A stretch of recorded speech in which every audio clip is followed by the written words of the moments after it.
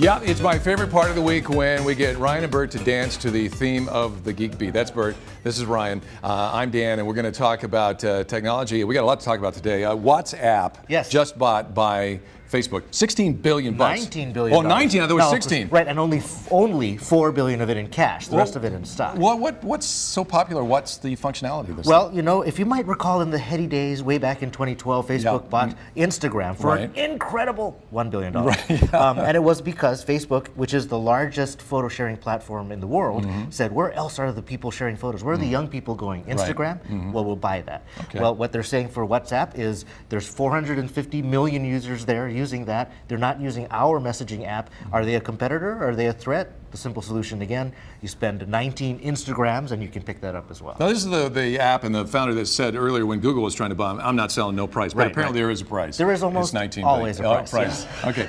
Speaking of price, Comcast paid a big number for Time Warner. They bought that. And $45 billion. Yeah. Just to keep into perspective, just like with the WhatsApp, you spend, let's say, it costs the London Olympics $10 billion. Hubble telescope was another $10 billion. So just keep that in perspective. Times 4 plus. Yeah. But what is this going to do to access to internet, for instance? Well, so Comcast is a large cable company, and in Hawaii we have Time Warner.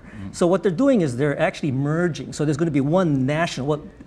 If they get through the regulations, it'll be one national cable company. The thing that's being somewhat of a concern to people is that the limit of how you actually get your internet access, because the only the only two carriers that can provide you with internet is basically the cable company and the telephone company. Which kind of goes to Howard's story about Hawaiian Tel offering really quick speeds here with their new offering. But okay, so Comcast, Time Warner become one. I heard a story about Netflix where they were being held up. Well, we've been sort of following this thing called net neutrality, and that's giving everybody access to the same pipes equally. Same speeds, right? And same speeds. So, but what happened is that with Netflix, you can only your performance is getting degraded because Comcast is actually throttling it down, because 30% of the broadband traffic is Netflix streaming.